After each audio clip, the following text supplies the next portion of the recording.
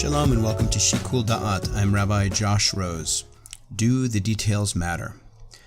There's a common question that comes up in modern discussion of this Parshat Pekudei. The question reveals more than any answer could, and it's that question that I want to explore.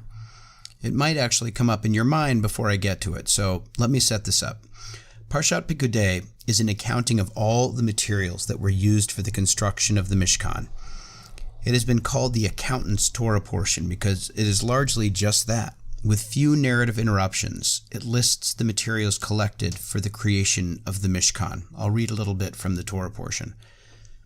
All the gold that was used for the work and all the work of the sanctuary, the elevation offering of gold, came to 29 talents and 730 shekels by the sanctuary weight. The silver of those of the community who were recorded came to 100 talents and 1,775 shekels by the sanctuary weight. A half shekel a head, half a shekel by the sanctuary weight for each one who was entered on the records from the age of 20 years up, 550,000 men. The 100 talents of silver were for casting the sockets of the sanctuary and the sockets for the curtains, 100 sockets to the 100 talents, a talent, a socket, and so on. You get the picture. So the question is, do all these details matter? If the Torah is a book that guides us in the creation of lives of purpose and meaning, what are we to make of the mind-numbing and frankly not very engaging details in this and other Torah portions? We read this and we think, surely God can't really care about whether they used this fabric or this color or that, or the precise weights or amounts. Couldn't we get the same point without listing all the materials like some divine instruction manual from IKEA? I listen to a lot of Torah podcasts and read a lot each week on the Torah portion from contemporary authors, and some version of this question is asked by rabbis and others in every movement. It doesn't matter if you're Orthodox, Reconstructionist, Renewal, or anything else. Everyone seems to be curious about this. While the curiosity about the meaning of the details is common throughout the Jewish world in our day, it is not a question that is asked in our ancient sources. Our sages of blessed memory have many questions about the details of the Mishkan, as they do about everything in the Torah. But isn't it interesting that they don't share our curiosity about why the Torah is so detail-obsessed? As I said at the outset, our question may tell us more than any answer could, so I want to ask a question about our question.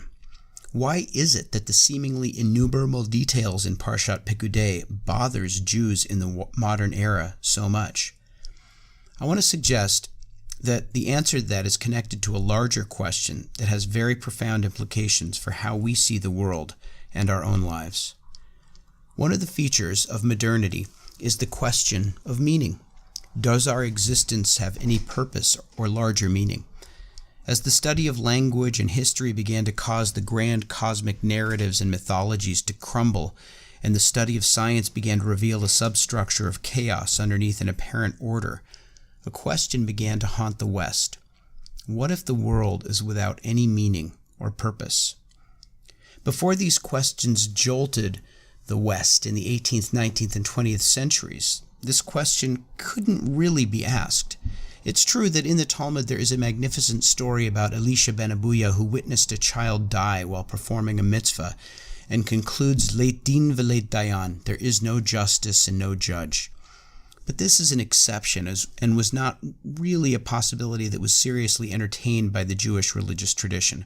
The rabbis certainly confronted the moral challenges of living a life of meaning. They questioned why God made the world as it is.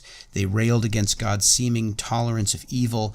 They were aware that the wicked prospered and the righteous suffered. But Elisha ben Abuya's position was the exception. The rabbis assumed that the injustice of the world and its chaotic state was merely apparent, and that all of this was a messy and sometimes painful picture that had to be seen as part of the larger and perfect portrait of a world of goodness.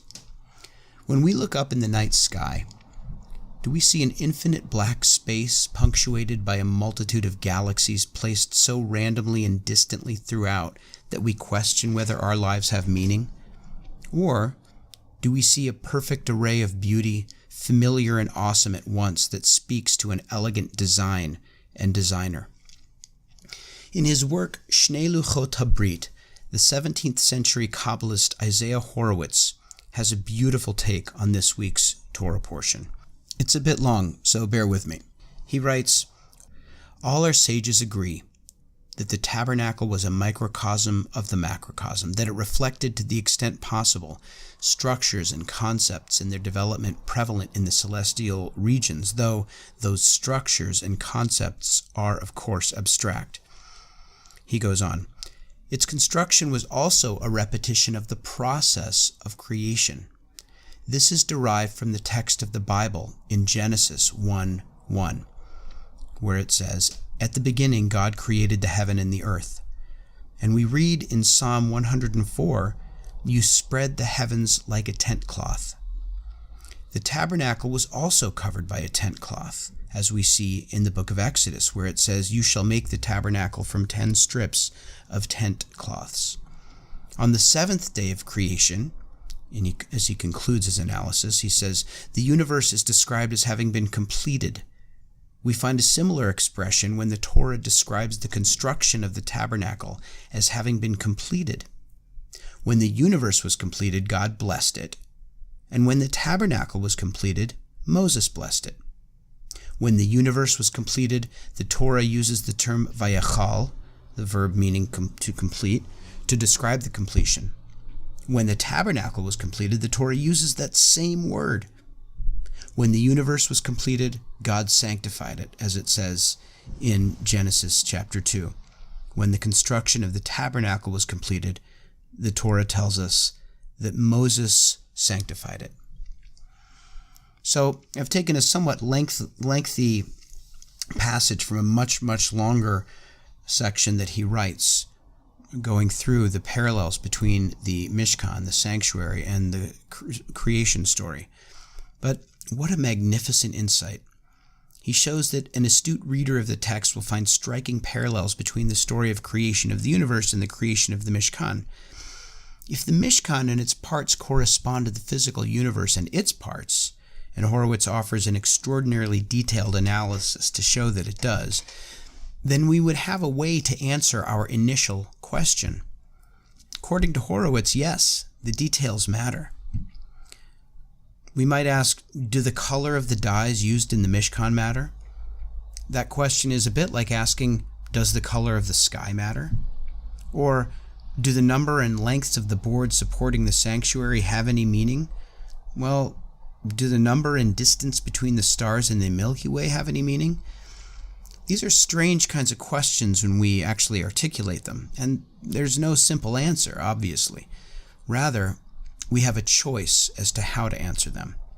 Think back to that image of a person looking up into the night sky and wondering whether it's chaos without meaning or, rather, evidence of a very meaningful order. We must choose and cannot avoid choosing how to see the world. For Horowitz's part, he takes from the parallels between the Mishkan and creation a beautiful lesson. He writes, "By displaying the sense of generosity required by the people when making a contribution towards the building of the tabernacle, the donor became a partner of God in God's work of creation. God's creation of the universe was an act of charity, generosity, because God did not need a universe, and the whole act of creation was performed for the sake of the creatures that inhabit that universe. I have read," he goes on, "that we may also view this as working in reverse. When one donated for the materials to be used in the construction of the tabernacle, God, so to speak, joined the donor of materials to be used in the construction of the tabernacle as a partner." And we can say what is true for the Mishkan is true of every act in our lives.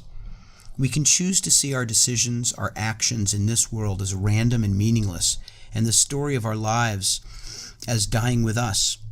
Or we can live in accordance with the belief that every encounter is part of a beautiful cosmic portrait upon which is painted the record of life, and that each action we perform takes its place in eternity, slowly but surely building a sanctuary of beauty and goodness, a world fitting for the indwelling of the divine presence. I'll close with this idea.